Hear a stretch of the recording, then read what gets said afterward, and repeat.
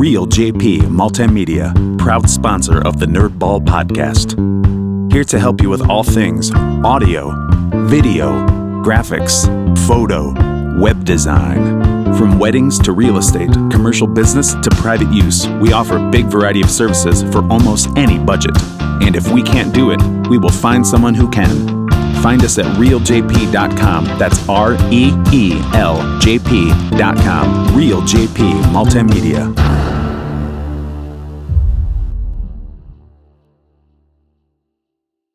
Hi there, my name is Brian Johnson, and this is the Nerdball Podcast.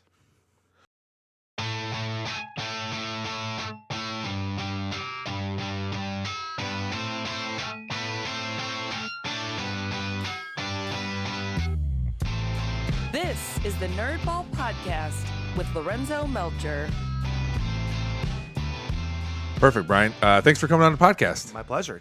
Thanks for having me. I found you on Facebook because you and we'll definitely talk about it. Mm-hmm. You are the owner. No. How does that go? So, I never know. No, I'm actually just the general manager for the Pizza Hut. Okay, Yes. all right. And just in Perrysburg? Just the one in Perrysburg. That's correct. All right. And I noticed you because you are very engaging with the community. I try to be. Yeah, which is really cool because it helps people know, like, oh, because you had mentioned, hey, we're still hiring people. We don't have drivers. It's going to be a little longer because we're using Grubhub or Uber Eats or whatever you're using. But it just lets people know ahead of time, like, hey, don't get upset. Here's where we're at. Here's what we're doing. So that's exactly how I found you. And I thought it was like, hey, I want to have that guy on the podcast. It sounds great. Yeah. So what I normally ask, if I remember, and I remember today, is the first question I ask is there something, what is something you've been nerding out about lately? Something that doesn't have to do with your job. It's something that gets you out of your job, books you're reading, games you're playing, something you're doing, that just to something you love to do. Well, that's actually why I brought this right here. Yeah. This is from a game called Warhammer 40K. Okay. A lot of people may. I'm not sure how many people here in Perrysburg might know it because there's not very many game stores around here. Mm-hmm. I think the closest one for us would be Frogtown Hobbies up in Rossford. Yeah. And then there's also the Old School Gaming that's actually up in Maumee. Okay. But yeah, this is Warhammer 40K. What I actually brought today is it's called a Imperial Knights Gallant. Okay. I took this to a tournament just this past weekend with my son. I mean, we weren't wrecking face or anything like that, but definitely had a lot of fun. What is the game? So Warhammer 40K is actually it's a war game. So what we do is we purchase or acquire models, we build them up, paint them, and then we take them to war. Usually it's on a very large table. It's actually probably about twice the size of the table we're sitting at right now. Okay. And it's got terrain all over it, and then we use dice to determine whether hits go through, if it wounds, if it damages, and then it's a really complex game, very difficult for scoring purposes. Yeah. Just keeping track of everything because you've got your primary objectives, secondary objectives. Each army has its own codex. So this is the Imperial Knights Codex. My son plays Tau. I also have a Necrons list. I mean, I nerd out on it a lot. In fact, it drives my girlfriend nuts because we'll be talking about something and then all of a sudden it's just randomly, I'm like, well, hey, this would be a great idea for this. And she's like, what are you talking about? Oh, Warhammer. She's like, come on. So is this something you've been doing for a long time? Actually, no. I only started doing this August of last year. Oh, okay. Originally, I was playing a game called Magic the Gathering, Yep. and I watched a Black Lotus sell for $500,000. Secondary market went nuts. I about had a heart attack, and I'm like, I'm not dying for a game. And when you say went nuts, does that mean it went down? Or so a lot of them went up, a lot of them went down. Okay, so it's just all over the place. Yeah, the secondary market went crazy. So the the primary market obviously is buying packs and then cracking them, whatever. Secondary market would be more of like buying and selling singles. Okay. And like I said, I watched the secondary market just go insane. Prices go everywhere. I have my personal collection devalued almost $8,000 overnight. Wow. Yeah, and it was something I couldn't do it anymore. I was like, I'm not going to die for a game.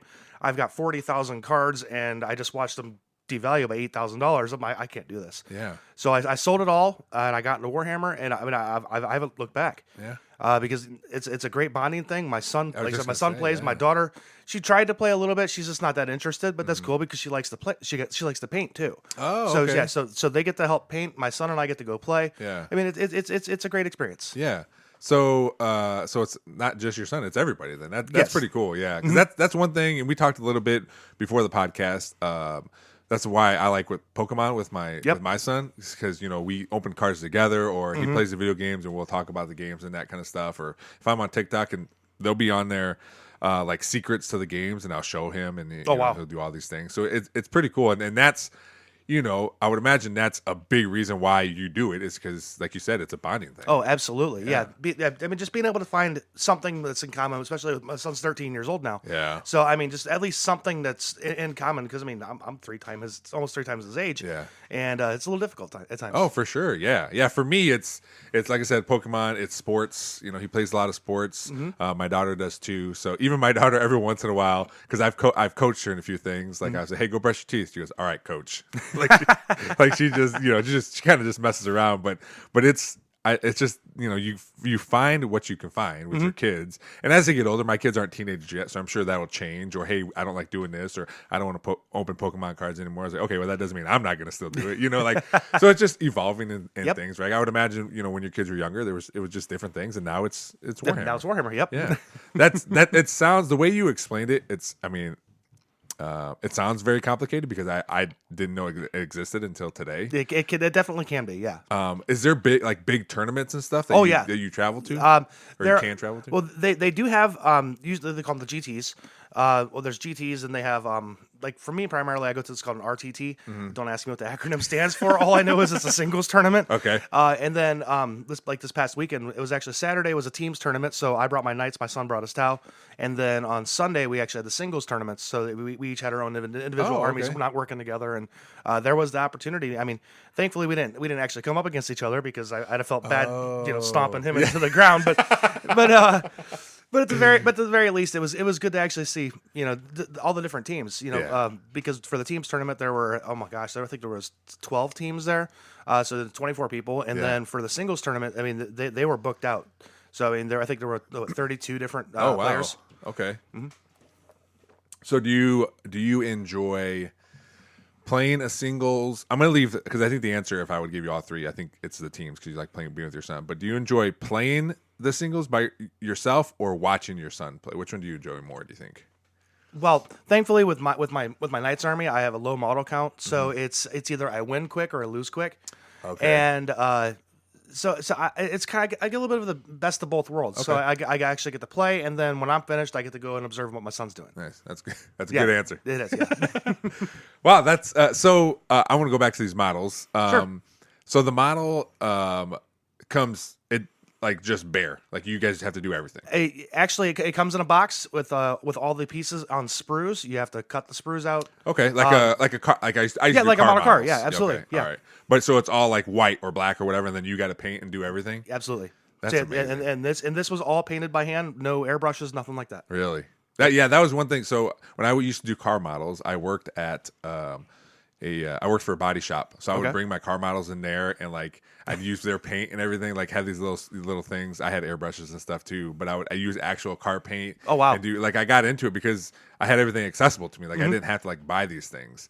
But it's so cool that like you brought it in. It's obviously it helps you in your game, and it has a job. But it also looks like you can just put it up and look at it. Like all the stuff I have here, like just to have up on the shelf. Absolutely. It kind of drives my girlfriend a little nuts because I want to put them above the fireplace. Yeah. So I'm like, hey, I've only got 9 models that easily fits right there. Well, that's why all this stuff's in the basement. So. I'm trying to prevent it from being relegated to the garage. Yeah. Well, yeah. There you go. Yeah. So I mean, you just gotta like this basement used to be covered wall to wall, everything. Oh wow. But I made a decision like, hey, my kids are going to be down here. I want them to be able to play down here and not worry about like breaking stuff or whatever, So I have one wall with some stuff on it. Everything else is in boxes. But again, at least it's not in the garage. Right? Yeah, absolutely. So does your girlfriend get into it at all? She does a little bit. She's more into. I think it's more. She just doesn't have the patience to be able to sit there and roll the dice, calculate the results, and then continue on. Yeah. I know there are a lot of Warhammer video games. It's just so she gets into the video games a little bit more because it's more the fast action, just jump right in and get going. Yeah. Maybe that's what.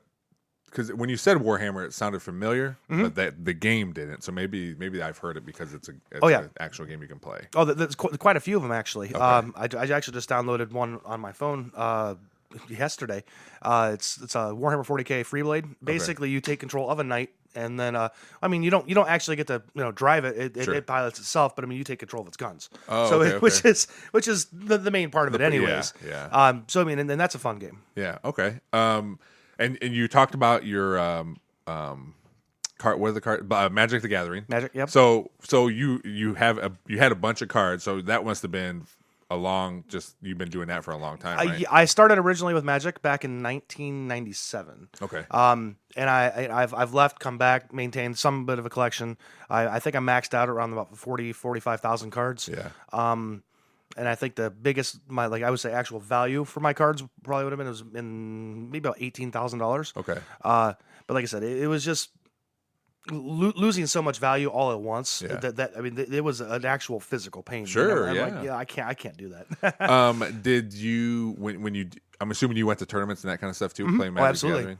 So having so many cards, because when we collect Pokemon cards, we have these are the chase cards, Yep. just right, and then you have your bulk. Oh yeah. So you kept all that, I would assume too, because you had so many. So did you have a lot of bulk? And I sold it off as bulk. Oh, did you? Yeah, I think the rates approximately it's like 10 cents for every 1,000 of just basic stuff. Okay. Yeah, that's where we're at right now. Like my son's like, "What are we going to do with all these cards?" I'm like, "I mean, we can sell them if you want to sell them." And honestly, I think a lot of it is you just giving it away because Yeah. it helps generate interest in the game. Yeah. So say, hey, you know what? I'm not using this. I mean, it might not be a competitive deck, but at the very least, you can put a deck together, sit down, and we can play at least. Yeah. Now, of course, when you start talking competitively, that's a different story. Where hey, you know what? You need to invest your own time and your own money into that. You need to look into that. But maybe if there's cousins or friends that are 4 absolutely. or 5, 6 years old, you can give them these cards that aren't the hollows and aren't the chase cards and all this stuff, but they're still gonna be excited about it. Oh, Like, absolutely. what is this thing, right? Yeah. Yeah. I've listened to several podcasts when they've talked about the Black Lotus. Okay. And eventually, I heard that it wasn't allowed to be used in competition anymore. It's heavily restricted. Is Okay, the best way to. There are some tournaments where it is banned. And Black Lotus, I believe, is only able to be played in like Legacy. Okay. Now, if someone's going to get into a Legacy tournament, you're talking those are $3,000 decks, anyways. Oh, really? And that's just basically because of all the mana bases and such. Okay. I mean, you're talking a volcanic island that can sell for $700, $800. Yeah. I mean, now I'm very much an old school gamer. To me, it's just a piece of cardboard. Sure. And it always blew my mind. I remember nowadays it's they're called the fetch lands for Magic. You pay a life, tap it, sacrifice it, and then you get to look for a basic land card. Or let's say an arid mesa gets you a plains or a mountain. Okay. Now, of course, that's really powerful because it can get you like a shock land, which is a dual land. It could get you your plateau, which is the OG dual lands. Those are the ones that are $500,000 to $700,000. Wow. And I mean, it is an incredibly powerful card. But when it first came out, me and my friends were looking at it. I'm like, pay one life for a land. Why would I want to do that? And we were just giving those cards away. And then nowadays, those are $75, $100 easy. Yeah. So much like when any cards come out, you don't know that it's going to be what it is, right? Until the market says. On the spoilers, when they're revealing the cards, I mean, you can get a good gist for it. Okay. So I still do maintain some Magic the Gathering cards. I think it's officially 275 cards left, which is 3 decks. Okay. So I mean, I'm able to like look at the cards and generally guess, not want to say guess, but evaluate. Say, hey, is this going to be a strong card in any particular format, or is it, hey, you know what, it's just filler and in between the real good chase cards. Okay. All right. But if you were to back in the day when Black Lotus first came out, it was just like, here's this card. Right. I mean, it was probably, I would assume it got banned because it was a powerful card. Oh, yeah. Right? Insanely powerful. Yes. So, but at the time, no one's like, hey, this card's going to be worth hundreds of thousands of dollars. I don't think that's what they were thinking when they originally when they originally brought it out. No. Yeah. And then people always think like 20 years later, like, oh, I had one of those. Like, oh man, where'd it go? Or it's all crinkled and it's a grade 1 or whatever, like that's, I would imagine, be frustrating to some people. Like, I couldn't even imagine that. that would just to know it up there, up in smoke. It's gone. Yeah. Or I think back when I first started watching Pokemon and got into Pokemon in like 1998, 99, and I have old cards from then and a few that I gave my son, but none of them are like first edition or whatever. Like, man, if I would have like Held on. even thought about Yep. it, or but then you think like, well, what would it have mattered now? Because the only thing that would have happened, just like with all this other junk you see, is I'm not going to sell it. It's fun because my dad and I collected this, or I collected it. Now they can have it, and I'll tell them the same thing my dad told me is like, you can sell it if you want to, Yeah. or just keep it. So that's exactly what would happen. Like it would still be here, Oh, wow. regardless of what happened. Because I think he would feel the same way as me. Like I have things like that could be a couple $100 if I wanted to sell it, but there's a lot of work, and like I got it from like my dad or my grandpa or whatever. Like, Yeah, so, see, that's where it starts crossing the line between monetary value and sentimental value. yeah, Like my Knights, I don't ever see myself partying with them because I mean it's one of those. I have so much time invested into it, constructing it and painting it. I think I might have in this model itself upwards of maybe 6 or 7 hours of painting. yeah. And that's assembling it separately, painting them separately, and then assembling them once they're painted. Okay. And then, of course, army wide, that's a completely different, especially my Knights army. Army wide, that's a completely different story because I probably maybe have 20, 25 hours totally in the army. Yeah. Now, of course, my other army, my Necrons, those are easy. I just slap some metal paint on them and put green eyes and a little bit of gold for the armor, and then they're good. Yeah. These ones are almost a work of art. They are, and that's what I was gonna say. Like looking at them, you could first of all, it looks like someone just opened a box and like that's what they came. Like it came like that. But to know like, hey, all this work went into this, like you're saying, 6 or 7 hours just the painting. Like it would be hard to be like, yeah, we can sell that. Like that's hard. Oh, and it's crazy because I've even seen other armies that where the army is completely painted. Yeah. Like I said, my model count's low. My last tournament, I only took 9 models. There could be some like there's Imperial Guard units. I mean, where the army may have 80, 90 models. Jeez. My Necron list that I'm actually designing, I think it capped out at 98 models. Which is the main reason why I started playing Knights to begin with, because I'm like, man, I'm tired of carrying around 100 models at a time. Yeah. Moving them across the battlefield takes forever. Whereas 9 models, okay, boom, it's done. Like you said, either win or lose quickly. Absolutely, yeah. Win quick or lose fast. Absolutely. Wow, yeah. Well, it's awesome. It looks awesome. Thank you. And also to know that your son likes it, and there's chances for your daughter to be involved too with painting and stuff. That makes them. I mean, in value. Like, how do you can't put a price on? No, that, there's right? no. There's no price on it. Yeah, Absolutely. Yeah, that's cool, man. And I'm glad like to be able to have something that like everybody enjoys, including your girlfriend who plays the video games, like that has something that everybody can enjoy, sit down and do, or go to a tournament together, or this and that. It's something to look forward to all the time. Oh right? yeah, absolutely. Yeah. No, we don't. I don't have any planned yet. Thinking probably either after the first of the year, or maybe even later this month. We might be able to get together for another tournament. I haven't found one yet. Sure. So you do those tournaments. Do you still do Magic the Gathering tournaments, or you just have the decks right now? That's if I can find them, and then the like the start time slots properly with my work schedule and everything. Yeah. Then I'll try to get in. Yeah. But I know that if I do that, I'm going to be gone for 4 hours. Get off at 6 o'clock, show up there at 7, maybe be done at 11 o'clock. Now I have now I have no home time. Sure. Yeah. You gotta kind of balance. Oh yeah. balance Oh that yeah. out. So yeah. This consumes most of my time. Sure. Well, my free time at least. Okay. So when you're doing those tournaments or Magic Gathering, and I think we mentioned too the Dungeons and Dragons. Is that something you do also? I DM for my Okay. family. Which is Dungeon Master, right? Yes, I am the Dungeon Master for my Okay. family. So it's my son, my daughter, my girlfriend, and I all play. And then I actually have another group that I play in. And we generally meet on Sundays. Usually Sunday later in the night, and then we can be doing it till about 1 o'clock in the morning. Wow. But other than that, that's pretty much my extent with that. Okay. I keep potentially looking for other groups, maybe do little one shots here and there, but Yeah. it really again falls down to time. Yeah. Well, all these things you're talking about, yes, time. But when you mention trying to like find tournaments or find people, it seems like because the internet, it's a big community. But when you go to these little communities, it's still hard to find people to like do these things. Discord. Yeah. It's hands down. has been a lifesaver for that. Yeah.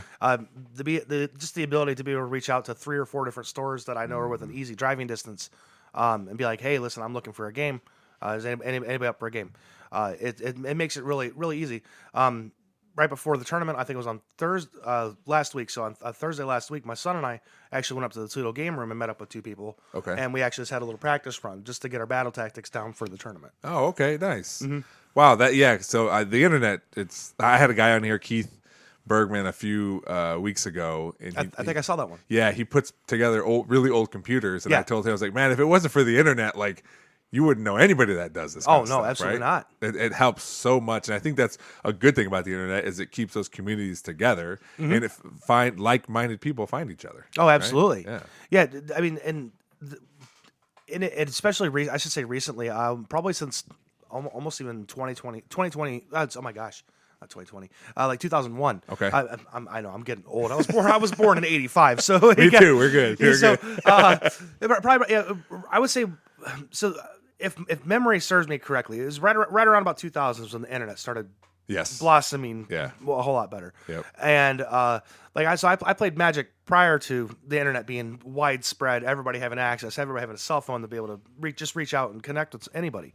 And I played Magic then, and I mean, it literally was I only go to our local game store. That's the one store I go to, no other ones. Okay. I mean, on the off chance that I do pass another one, at that point I was too young to drive anyways, so I couldn't pull on mom's shirt and be like, hey, pull over here. Yeah. Didn't quite work. But 2001, of course, I got my license, able to drive, and I discovered a few other ones, and I realized, okay, well, yeah, I like my hometown store, but I do kind of like this store better, so let's go try that instead. And now with the internet, the world is my option. Yeah. I actually participated in some Black Friday sales at the local game store, one of them down in Columbus, where they had pictures posted what they had available. I said, hey, I want these minis, wrapped them up, and they should be arriving in a couple days. Nice. Yeah, it's so crazy. It's so fun. I mean, it can also get you in trouble. During the pandemic, cards were crazy. Like, you couldn't find them anywhere. You're standing in line, any cards whatsoever.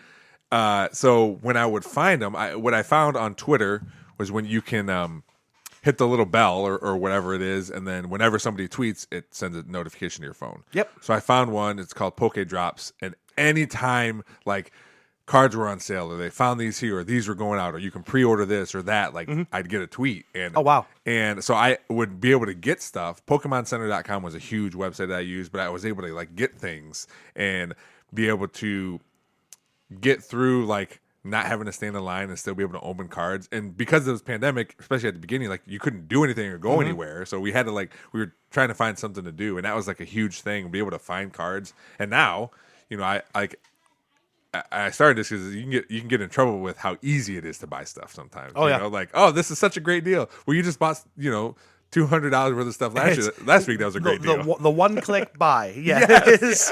That's definitely gotten me in trouble a couple times because not even thinking. I was like, oh, man, I really want that. And all of a sudden, you're like, you've just spent $85. Oh, wait a second. Yeah, it's crazy. But for us, it was just a good time suck during pandemic. And I was glad I found that little community, not only on Twitter, but on Facebook.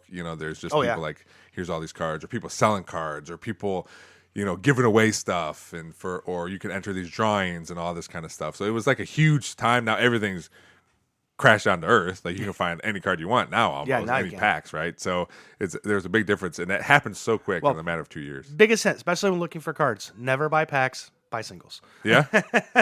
No, that's the professor. He does a very, very, very popular. I don't know if it's quite considered a podcast, but he does a show on YouTube. Okay. For Magic, and it's one of the biggest thing he always pushes. He goes, if you're looking for specific cards, buy singles. Don't open the 20 packs looking for one card. The likelihood of you finding that one card is really low. So, but that's the fun of it, right? That was my admission when I got out of it, as I have an addiction to cracking packs. Yeah. And so it's actually kind of funny. Once in a while, I'll go to a store. I'll look at. They have the collector's boosters. Those can be upwards of $20, $25. And I'll say, hey, what's going on a collector's booster? We'll play Flip It or Rip It. Yeah. And then they're like, what? And I'm like, yeah, let's play Flip It or Rip It. I'm like, I was like, you can have all the cards. I'm just want to open it Yeah. and see what happens. Yeah. I don't get very many takers for that one. It's No, because they don't want to rip their cards up. But I mean, it is kind of cool. I've actually seen a very high value card get ripped up. Yeah. Doing something like that, and everybody's just like, oh, I'm like, well, hey, that's the risk we take. But Yeah. hey, we're having fun at least. Yeah. My son watches those where it's just the guy with a pack and with scissors just like this. Yep. And he's like waiting for people to comment or whatever. And if people comment enough or do whatever he wants, then Yep. he'll cut it. Snip. Yep. And then he'll go And through then turn them. around. Here's what it was. No. my son, he wanted to buy a booster box of Pokemon cards, and it's like $130, and it comes with 30 some packs or something. I can't remember. It's not too bad of a deal. Right. Yeah. So, but he wanted to do that, and I was like, okay, well, you've been saving up your money. If this is what you want to do, we can do it. And I helped him find them. And I was like, he's like, you can open half. I was like, no, I don't. This is all your money. So if you don't want me to open any, I don't have to open any. He goes, well, I'll wait till you get home. You can open some. I said, okay. So he gets it at like 10 o'clock in the morning. I'm at work, and he texts me, and he's like, I got them, Dad. They came in. I'm going to open them, but I'll wait for some for you. I said, okay. And then like a few minutes later, he decided, he's like, can I just open all of them? I'm like, dude, it's yours, man. Have fun. I go, the only thing I want is send me pictures of the ones you like, And so he sent Very me all cool. these pictures and everything while I was at work. So I was still involved. Did he pull in it. anything really good out of it? Well, yeah, there was a lot of full arts, a lot of rare Okay. cards. So he got a lot of, the good thing for him is it's not just like I need the Charizard or I need this or need that. We still enjoy like getting full arts or rainbow cards Yep. or any of those things. That's still fun too, and he has a whole binder of all these things. Oh, you wow. know? So he did get quite a few out of it that he liked. That's you know? good. And that's really all that matters. Oh yeah, So- absolutely. It is. It's as long as they're having fun, that's what's important. Yeah, and it just made me laugh because he went from, well, you can open some to I want to open all I'm of just them. gonna I was like, open all of hey, it's your money, man. Do what you want, But I'm glad he had fun doing it. And I Absolutely. was still, like I said, I was still involved because he was sending me pictures and I was texting him back and forth. I was at work, so it was still fun for me too. Good. So That's really good. Hell yeah. Oh, I'm sorry. no, you can cut. You're fine. You're fine. You can cuss. Well, I do work in a kitchen, so Yeah, I would imagine. But I do want to get to that because again, that's how I met you through Pizza Hut and through your social media. You're a general manager at the Pizza Hut in Perrysburg. Again, very good with the community.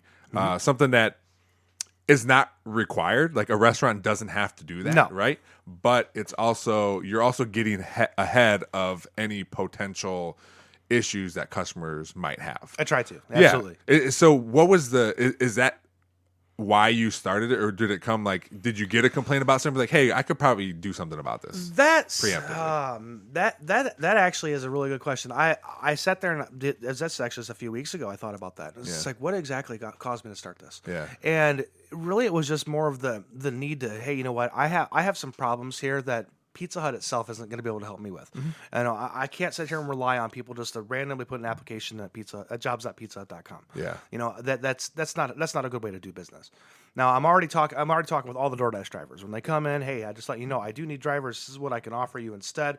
And I always try to throw little hooks in there, especially with DoorDash. To say, hey, think of those times. It could be 15, 20, 30, 45 minutes where you don't get an order. Yeah. I was like, wouldn't you much rather be paid for the time? Yep. I was like, come in, work here. You get an hourly rate, plus you get your tips, plus you get your mileage rate. So it's just the different hooks. So I had to think outside of the box. What can I do to get people in my store? What can I do to get customers in my store? What can I do to just to let people know, hey, we're here. We're things are changing. Speaking of which, so if to anybody listening, officially on Tuesday we do return to our full operating hours. Oh, so nice. we will be Yeah. 11 o'clock to 11 o'clock every day except for Friday, Saturday. That's going to be 11 o'clock to midnight. Oh, awesome. And that's actually part of everything that I put through with the community that's helped me with that. I would say almost every one of my employees now I have hired through outside means outside of just using the Pizza Hut website. Okay. And it's helped. Yeah. I've got a pretty amazing crew. I've got, I think right now I've got 3 servers. I have 4 cooks. I still have only 1 driver, but I can use DoorDash. Sure. Yeah. So I used to work at a pizza place, Hungry Howie's here. There used to be I one know in Hungry Howie's, Perrysburg. yep. I worked there with a bunch of friends of mine, and I had so much fun there. And it's not even during rush, it's not like a very stressful job for me. It wasn't, and I think it's because of the you build a a nice crew, and it makes it a lot easier for people, right? When you're all in it together, you know what you're doing. You know, there's going to be those days, but because you guys have this good, you know, crew, it makes those days, you know, a lot easier. It starts with a solid core. As Yeah. long as you've got a good cook, a good server, one good driver, and you know a manager who actually cares. Yep.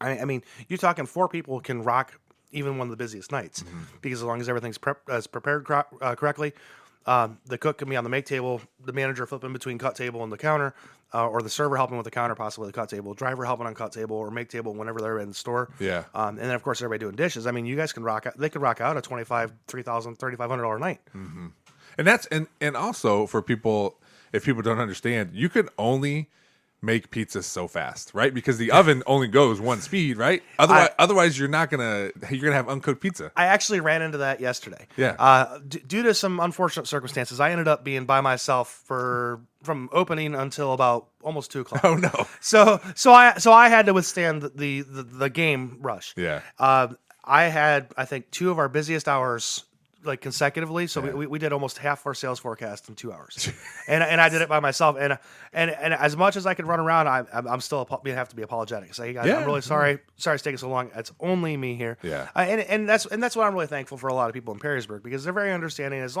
And it's to people who don't know, all you really have to do is as long as you're upfront and honest with people about it, they're going to be more understanding. Walk out and say, hey, listen, it's only me. I've got this many orders. I'm gonna get to your order, but it's gonna take me just a few extra minutes. Is there anything else I can do for you? Yeah. You know. Well, that goes back to your Facebook post, like just getting in front of it to know, like, here's what's happening. I would love your business, but just understand X, Y, and Z. Right? Absolutely. Yeah. And that's what you do when you're in store that day. You know, when you're by yourself, like it's tough. It's tough. It can be. Yeah. Yeah. So what got you? Because you're a general manager now. Did you work at other Pizza Huts when you were younger? Oh, I did. Originally I started at Pizza Hut in Bowling Green. Okay. I was there 2001, 2003. I was just a cook. Of course, I was still in high school, so that was great too, because a lot of the times, especially during football season when I was in the band, I was like, "Hey, I can't work Friday." They're like, "Well, we need you on Friday." I'm like, "I'm gonna be in Genoa. I can't," you know. But that was a great start to it. I was there for 2 years, and then I went to college in Pittsburgh at the Pennsylvania Culinary Institute. Basically for hotel restaurant management, and I just kind of fell into it.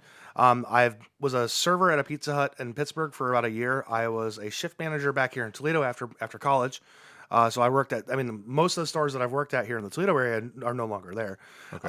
Funny enough, I actually did work at the Perrysburg location here on Louisiana Avenue for about 3 months when they were still trying to get a general manager in there.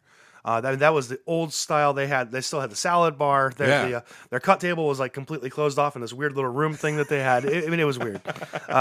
So I know it's called Mama C's up on Conant. Oh yeah. Yep. Yeah. That was the old Pizza Hut there. It used to be a carry out dine-in only. I ran that store for a little bit. Now it's a donut. Yeah, now it's a donut shop. Yeah. Yep. It's awesome donuts, by the way. Oh, I have not tried them yet. I keep telling myself good. I want to pull in. Yeah, really good. Yeah. But no, what happened was after me and this is the old franchise. Me and the district manager kind of butted heads, and I said I'm done. I left for 5 years. Okay. Moved out to Phoenix. I lived there for 12 years, but while I was out there, I think it was 2013. I got hired on as a cook. I worked my way up to a general manager. It took me about a year and a half, Okay. and then after that, the rest of the say is history. Yeah. I've been a general manager since then. I like going into some what I call breakdown stores that where maybe they're not operating correctly, maybe they're not profiting, maybe their surveys or their bad survey scores are like off the charts. Okay. I like going to these breakdown stores, doing what I can, which to me what I say is what I do best, is fixing the store, getting them back on the right track. Yeah, that's awesome, because that's what I like too. I like, I equate it to video games, but when I would play like a football video game, like I like going to being in charge of a bad team and making them good. Oh, right? yeah. Or like it's a challenge, but it's something you're good at, like you said, and knowing like, hey, at the end of this, everyone's going to be better for it. Not just this pizza place and not just the people who work here, but the community is going to, Oh be yeah, part of this absolutely. too. Yeah. So did you go to Bowling Green High School? No, I did not. I went to Otsego. Otsego. Yes, Okay. All right. So you were in a band. Mm-hmm. Do you still play music? A little bit here and there. I'm more of a sing in the shower, sing in my car when no one's looking. Oh, thing. me too, all the time. So loud.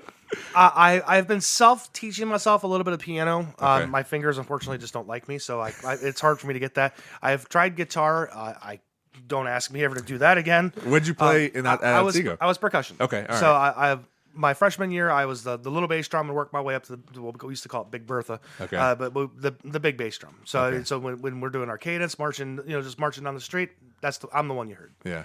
Did you do it all 4 years in high school? I did. Awesome.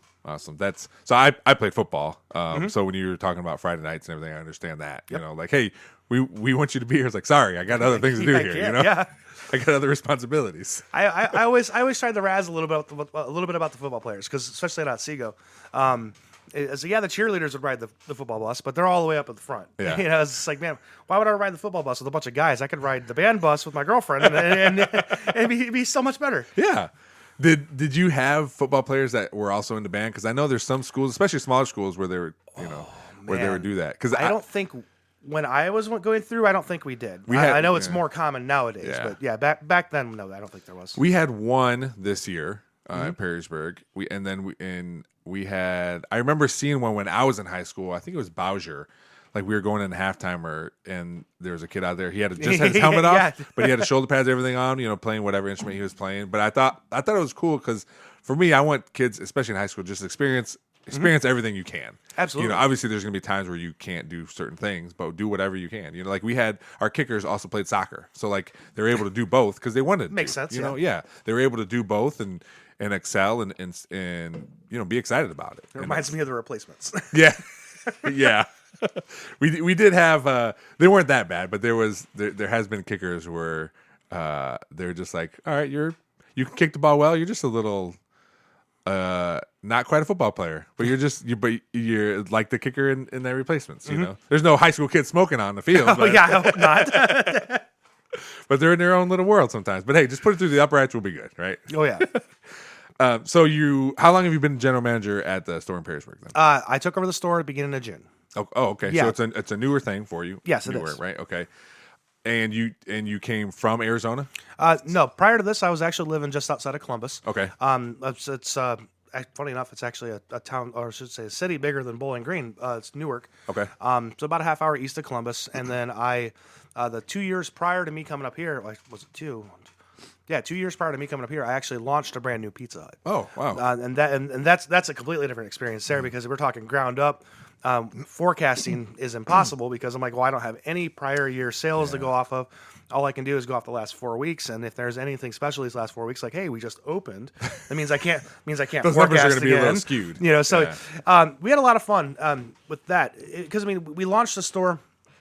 I told them they botched the opening. They gave us a 1 week soft open, and then they're like, advertise. And I tried telling them, I was like, hey, you guys didn't give me enough time to train a crew up.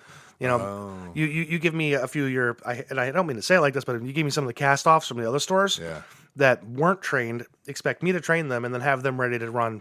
Well, we turned around, we're doing basically almost $1 million store sales numbers. Yeah. And within 2 weeks. And that caused all sorts of hassles, and that was a problem. Yeah. But hey, you get to take it in stride. So I told him, hey, just tuck your head, shoulder through it. I was like, eventually it'll even off. We can get some more crew in here, definitely make it easier on all of us. And then, of course, then we had my personal tragedy. Then that kept me out for 2 weeks, and but after that, we just kind of moved forward. My store the store I was running down in Blacklick, actually is, I would say, sales is comparable to what we're doing right now here in Perrysburg. Okay. All right. But I know for a fact that I can get Perrysburg a whole lot better. Well, that's good. Yeah. And I become very good at listening and trying to pull information out. And if you don't want to talk about it, that's fine. But you said personal tragedy, and if you don't want to talk about it, oh no, it's fine. No, but talking about it helps me. But my ears perked up, and I'm sure if I wouldn't have asked about it, people were like, "Why didn't he ask about that?" He kind of glossed over it. So, so again, if you don't want to talk about it, no, I'm happy to. Basically, my store had been open for one whole month. It was the first day of the next financial period for us. And I had been at work for maybe an hour and a half, and I get a call. Unfortunately, my wife had passed away. Oh wow! So that kept me out of work for about 2 weeks. But it was just it was an accidental death. So it was just one of those. It's taken me time to deal with it, and thankfully, I've had almost 3 years now. Has it been 3 years? It's going to be 3 years in May. Okay. But I've had plenty of time to process it. I mean, of course, there was a time where I was just angry at everybody. Sure. But, I mean, sure. that It's passes. understandable. Yeah. But I mean, in the end, I had to step up because I have 2 children I have to take care of. Yeah. And I mean, I couldn't believe I had to do it, but I asked my kids. I say, hey guys, I hate to ask you, but I need you to grow up just a little bit for me because I can't do it all by myself. I need a little help, and they've probably been my biggest source of support. Yeah. 2 weeks, man. It just seems like not enough time. I mean, I don't think any amount of time would have been enough. No, right? there's no so amount of time quick. that's enough. But I mean, 2 weeks allowed me to actually handle all the funeral preparations, actually have the funeral. Yeah. Thankfully she was cremated, so we were able to able to take the ashes wherever we go. Yeah. I mean, it was. I'm more one of those that I can't be away from work too often. Like I know for a fact I will probably never retire. Yeah. It's one of the. I can't sit around and twiddle my thumbs. Well, thankfully I have Warhammer now, so I'm not. Maybe that'll help those make it thumbs a to little work. easier. Yeah. But I was gone for 2 weeks, came back, and I was like, "What the heck did you guys do to my store?" The store was trash. But Yeah. But no, like I said, it was just a small. It was not to say small, but it was just a personal tragedy I had to deal with. I mean, to this day, I mean, I was married for 5.5 years. I still think about her. Sure, but sure. But again, I have other. I don't. She's not a replacement, but I have somebody else that fills that slot. In my life. Yeah. Well, it's not maybe like you said, it's not a replacement, but it's just like, hey, someone alongside. Yes. Right. And having those people, or even being able to have the relationship with your kids, like, hey, you got to help me a little bit here. Oh yeah, and they did. Yeah, and that's important too. Like, hey, it's seemingly from the outside, you're like, hey, it's just us. I know there's more people around you and that kind of stuff, but like, hey, it's just us guys. Or at 10 o'clock at night, when it is just you guys in your house or apartment or wherever you live, like, this is what we're going through, and you guys got to help me. And like you said, they did, and I'm sure that was huge for you. Oh, huge. Yeah. Well, so my daughter was 8 at the time when my wife passed away, and she actually stepped, like, she can cook. I mean, she's almost on par with me when it comes to some cooking abilities. I don't quite fully let her, like, fire up the stove, fire up the oven when I'm not home, at least. That's, or when an adult's not home. It's just more for safety purposes. Yep. But I mean, she can knock out a dinner, no problem. And it surprised me that she's able to do that. Yeah. I mean, considering, she was 8 then, now she's 10. Yeah. I mean, not very many 10-year-olds are just hopping on there and say, I'm going to make a meal today. For sure. That's what my son, I'm impressed when my son can cook his own eggs. Nice. Like it's like all those little things like that you're like, oh yeah, this is one of the things that happened is this now. Like she cooks and she's good at it. And at some point, like you said, at some point there'll be a time where, like, I'm not home and you're cooking, So, but it's all these baby steps. But I appreciate you talking about that, because, like I said, it's not an easy thing. It's a lot of people. I don't want to drive your listeners nuts either. No. I mean, I've talked about tragedies. My grandma passed away. My brother died of an overdose. That people all know about all this stuff. So that's part of it too. I think this podcast, I've said it, I'm sure people are nauseated, but I want whatever people want to come on here and talk about, like, I want them to talk about it. And I think all these things whatever it is, can help people. Even if it's one person that, I never heard of Warhammer, and now they get into it or want to know more about it, or maybe someone in Perrysburg knows you're working at this Pizza Hut and they're like, hey, I heard you on the podcast. How do I get started in this? Right. So There's all these little things, or because, you told that story about your wife passing away, like, there's things that can just interact with other people. And that's what I want this podcast to be, just get as many people interacted, and if we can help people just by talking, absolutely, like, that's huge. Because it all it does is it strengthens the community. Yes, yeah, and especially nowadays with the way the world's going, I mean, having a strong community around us is the only thing that's going to get us by. Yeah, yeah. So again, I appreciate you. Of course, talking about that. But there's no easy segue from talking about your wife to going back to Pizza Hut. So I don't know how to, that's how to create that. Back to Pizza Hut. There you go. So right now you are, like you said, your hours are changing. You're going full hours, which is good to hear. Not just for you guys and for you to have more people to help you and your staff, but for the community. Great for the community, absolutely, yeah. To be able to cover more hours and that kind of stuff. So everybody who calls at 8:05 nowadays, after Monday, you can call after 8:05, and I'll take your order. Monday, what's the date on Monday? Well, Tuesday actually is officially when it starts. Tuesday. So after Monday. Okay, yep. All right. So Tuesday, in 2 days. Tuesday, you'll be able to actually this. I think this episode will go out. It'll go out Thursday. So by the time you hear this, Okay. you'll be rolling. Absolutely. You'll be good to go. What's your favorite thing to eat at Pizza Hut personally? Oh, Yeah. Okay. And before you answer, is it available? Yes. Okay, so Because we're gonna have I a pizza place. We made some crazy stuff. I will give two options here. One is available to everybody. Okay. One is not. Okay. Okay. So the one that it isn't, it's actually, I used to call them my crazy creations. Mm-hmm. Our stuffed crust pizza, I would take I think Little Caesars did something like that. But what I do is the string cheese that goes in the crust, I wrap that in pepperoni. Okay. That's my own personal. That's my guilty pleasure. Yeah. It's packed with calories, but I mean, it just tastes so good. Can I tell you before you move on? Go ahead. My favorite pizza is the stuffed crust pizza. Good. Like when Yep. when my wife is out of town, she doesn't go out of town much for work, but we do this thing called secret dinner when everyone's here, where the kids go to bed and then we just order something. We call it secret dinner. But I do that. Let's start that. Yeah. I like that. That way, like we'll feed the kids like whatever. Like they might want mac and cheese. Yeah, they can in have the mac and sandwich, cheese. right? We're gonna have filet mignon. Yes. So we'll be texting each other or talking like, hey, do you just want to feed them? We'll have secret dinner tonight. And like, yeah, or shorten it to SD. Like, yeah, we'll do secret dinner. I like that. Yeah. I am gonna try that. That is cool. Also, it's a thing because kids are involved. You're always doing stuff with them or Mm-hmm. helping them with homework or whatever. You get a couple hours each night, so that's just another time where we can sit at the table and talk or whatever without the kids, right? So, but when she goes out of town, I usually, because I don't know if we haven't had it in a while. I bet they like it, but I would always get pepperoni stuffed crust with banana peppers because that's just my favorite pizza of all time. I love it. Okay, I love the way banana peppers smell, but I think they taste disgusting. Oh, really? Okay, all right. Yeah, I love it. I have a giant jar, and whenever we have something that could use banana peppers, I just take them out. I love banana peppers. Oh, I am solely a pepperoni guy. Okay, So all right. I'm a pepperoni cheese. I might do chicken, maybe some bacon. That's Okay. that's about the limit of it. All right. Now, for what is actually available, it's Yeah. it's going to be a toss up, and be quiet about this one.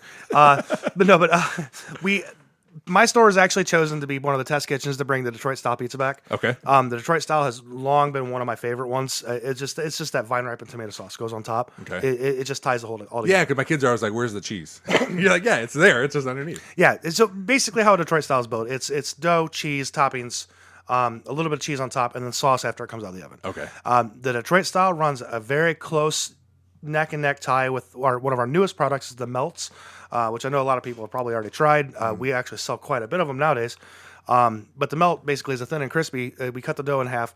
We fold it over with the toppings. It was basically cheese and toppings inside. Okay. Now, being honest, the pepperoni liver is probably the best deal because it's literally cheese, pepperoni, cheese, folded over, run through the oven. Nice. So, I mean, and it is amazing. Comes with the dipping sauce. Only $6.99 too. So, I mean, it's real cheap. It's a good little... like for the bigger guys, it's a good snack. Okay. For maybe like a lunch, absolutely. For a 30-minute lunch, you can't ask for anything better. $6.99, maybe $1, $2 for a drink. You know, you're out the door $8, and you've got a nice little meal. Now, are those like specific? They have certain toppings, or you can put whatever you want on. At this time, they are very specific for toppings. Okay, So, you, all right. so you can do the pepperoni liver one, which is the cheese, pepperoni, cheese, pepperoni, cheese. Okay. We also have the meat liver, which is all the toppings that are on the meat liver. So we have the pepperoni, ham, beef, pork, Italian sausage, and bacon. And then we also have the chicken bacon parm. That's my second favorite. What we use is the garlic parm sauce actually in the crust. So all these don't have Wow. sauce. Yeah. So the pepperoni liver does not. The meat liver does not. Now, the chicken bacon parm though, it's got it's our garlic parm sauce, which people don't know. It's actually just Alfredo sauce. Okay. But a little bit of Alfredo sauce, cheese, chicken, bacon, more cheese, folded over, ran through the oven. Now that's served with the ranch. This is so good. I don't know what for lunch. That one's really good. Yeah. The other one, this is the one I really don't like. Now, mind you, I do like buffalo sauce. It's just this one's kind of bland in my opinion. Okay. It's the buffalo chicken one. It's buffalo sauce, cheese, chicken, onions, more cheese, folded over, ran through the oven. Wow. Well, yeah, those. Are you guys advertising those? What Yes. are they called again? They are called the pizza melts. Pizza melts. What about the Detroit style? Have you The done anything with that? Detroit style is on the website. It's like the third page though. Okay. Yeah, they intentionally kind of hit it because we're only a test kit, a test market. Got it. Okay. Well, the good thing for you is this podcast isn't super popular, so people aren't going to. But where it is popular is in Perrysburg, so Okay. you may get some people ordering that, which I would imagine is your test kitchen, but you still want people to try it, right? which I love thick pizza. Like my wife loves thin crust, but I like. See, on the topic of the pan pizzas, which are the thick ones. Yeah. Perrysburg actually is I should say it's a Pizza Hut anomaly here. Okay. Every other Pizza Hut I've ever been at, and I've been at 15 plus stores my entire career. I have never seen personal pans sell like they do here. Really? If I prep 30 of them will sell on a Tuesday. No and kidding. it blows my mind every time. To the point that now my build to is almost 2 full cases, and there's 96 in the case. Wow. So I mean, it's just crazy. I see personal pans fly out, out the door every day. Now it could be because they're underpriced, which I'm sorry, Perrysburg, but unfortunately, I am pushing to increase the price of the personal pans. How much are they right now? It's $4.49 for up to 3 toppings. After that, it's $4.99. Got it. Okay. So I'm trying to get it up to as a start at $5, and then maybe like 75 cents a topping. Oh, that's not too bad, though. No, yeah. I'm not talking about like jacking the price way up, but yeah. I'm like, we're not making that much money off those, but we're selling so many, so I kind of need to compensate a little bit. Sure. Yeah. Well, even the price, like moving up to what it sounds like to be about a $5, then like the price difference between that and one of those melts like isn't that much. Then. Oh, not at all. So I would imagine like, hey, we should probably bump it up a little bit here. You know, Just a little bit. Yeah. Do you guys still do the bookit thing? We do. Yeah. So if anybody walks into my store, right there at the front counter, you'll see the bookits. They are all over the wall. There's a little pillar right there. Okay. We've had an amazing response to that. That wall is almost completely filled, and I'm going to start extending it above the counter and along the wall, over the bathroom walls, over the front. I mean, eventually, my goal is I would like to see my entire restaurant covered in those. Yeah, that's awesome. I know when my kids got them from school, like they couldn't wait to use them. Like, I want my own little tiny pizza. Yes, let's get one of those. You know, and I think that's partially probably why they sell, because anybody you talk to, it's all different pizza toppings, right? Everyone's all over the board. So being able to have these little tiny ones, especially for kids who are picky eaters, absolutely. right? Oh, yeah. Let's get one of these little tiny pizzas that can be of their own. They can feel special, right? Yeah. Do they come in little tiny boxes too? Yes, I do. It comes with a little 6-inch box. Yeah, that's another thing. It's like, oh, this thing's so cute. Like, See, about the book, it's one of the things that I'm really proud of. Is I'm actually one of the few remaining Bookit ambassadors in the country. Oh, really? So, people don't do it anymore. Yeah, no, well, it's not so much that people don't do it. Is Pizza Hut, what they did a number of years ago, they certified quite a few individuals to be Bookit ambassadors. Oh, nice. Okay. So I was certified to the point where I'm able to go into the schools, talk to teachers about it, get them signed up for the program. Hate to say it, unfortunately, sometimes if a teacher doesn't fill it out. By the way, people, please fill out your receipts and have the kids bring the coupon in. Please, that's all I ask. It's on the back of the receipt, on the back of the coupon. Yeah. So, no, but I'm able to go in. I've only had to sanction one teacher before in this, because the student walked in and he had like 6 of them still attached. And I'm like, that's not how the program goes. Yeah. So I mean, I called the teacher and she kind of had a problem with me, and I was like, okay, that's it. I'm gonna have it removed from the program. I don't want to do it because it punishes the kids. Yeah. So adults, do your jobs. Yeah, the kid only wants the pizza. Exactly. Right? Read a book, get a pizza. Right? That's awesome. That's good to hear. The goal too is pretty cool, just to have all those things all over the place. Because not only, hey, all these pizzas are getting out, but kids are reading books and stuff. I've called it it's a big old sign. It says the Bookit Wall of Fame. Yeah, that's cool. And I don't know. I just know my kids, but again, they were so excited. I would imagine like seeing these kids come in all the time, being excited. Like, here's my absolutely. Thing, right? It's so cool. That's one of the biggest joys I have, especially if they walk in with their parents. Yeah. And no offense to all the adults here, but if a child walks in and I see that book in their hand, I'm going to ignore the adult. I'm going to talk to the kid. Sure, because yeah. I mean it is all about them. It's about yeah. rewarding them and congratulating them. I want to talk to them about the book. Hey, what did you do to get that coupon? What was your reading goals? Yeah. Oh, great. What do you like about reading? And then I tell them, hey, I have thousands of books at home. Yeah. To the point now that when I buy a new book, I have to get rid of 2 of them because I'm like, I'm running out of space here. So and I always try to encourage that. I say, hey, keep on reading, because the more people read, the better off they're going to be. Oh, for sure. I have yet to find a book that's going to hurt somebody just by reading it. Yeah. That's what my son has to read every day for school. But nice. he just does it. He does it in bed. So he'll go to bed, read for 20 minutes or whatever. He has a little night light or a little book light, so he reads and he'll come back and put his book away. But he's always liked reading. Good. And I don't know, like. My daughter's still like learning to read. She's really good at it, but But I don't know about, like, he has so many books and he'll read books over, and like Yep. I was never a big reader. Like, I enjoy it, and there were some books that I like to read, but he just anything, like, he'll just read it, and he knows like, this book isn't that good, but he'll still finish it. You know, I don't know. It's a good habit though. I have to be hooked within the first 15 pages. Yeah? After 15 pages, if I'm not into it, I'm like, I can't do this book. No. Yep. What kind of books do you like to read? Well, I'm a big Stephen King fan. Okay, So I have a lot of those. There's a book series. It's a little more obscure, but it's called Deathlands. Okay. It takes place 100 years after a nuclear apocalypse. Oh, okay. The series has been out of print since 2016, but so they switched over to audiobooks only, and I can't do audiobooks. So I have almost the entire collection of that. I've got missing 10 out of 124 of them. Wow. Yeah. So I've been collecting that since I was really young. I Okay. don't say really, really young, but maybe like 12. Okay. Yeah. But that's technically really young to me. But like I read not Stephen King. I read the Harry Potter books. Yep. They're okay. Lord of the Rings, of course, definitely a good read. More classical stuff.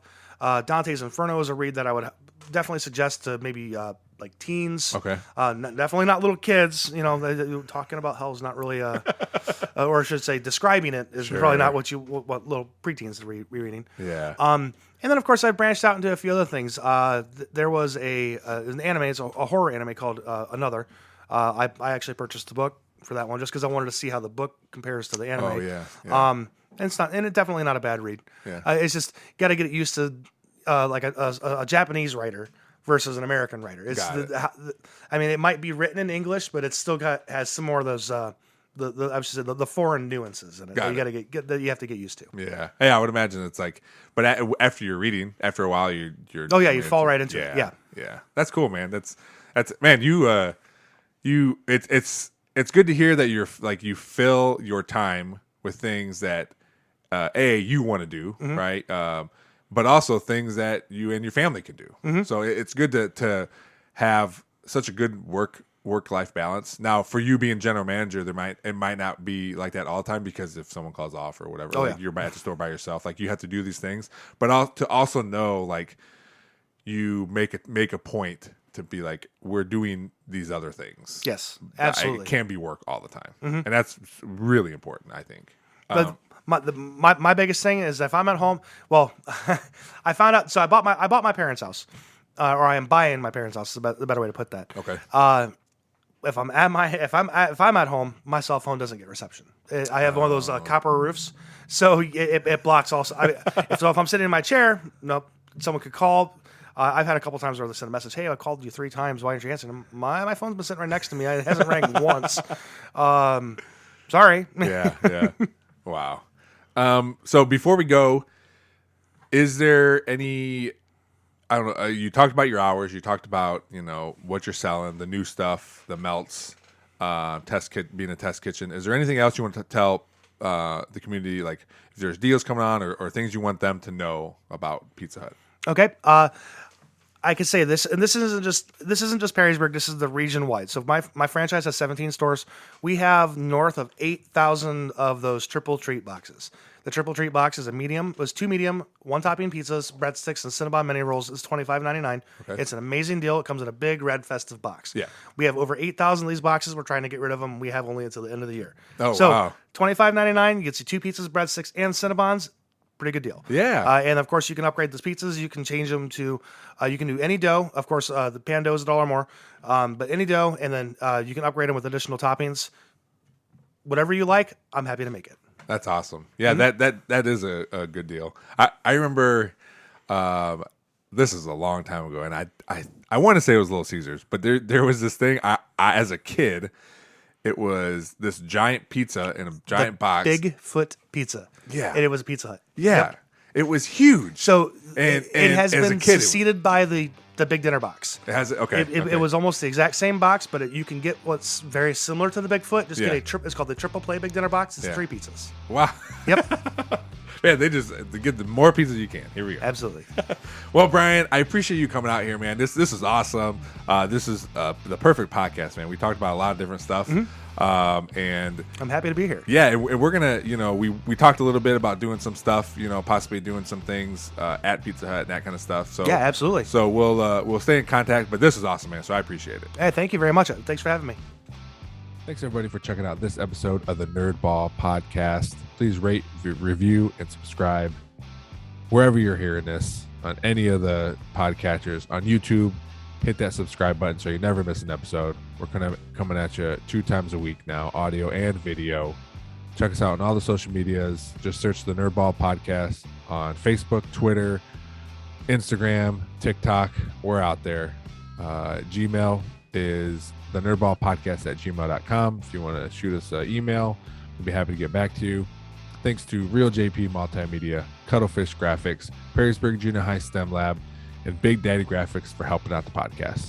Thanks for listening. We'll see you next time.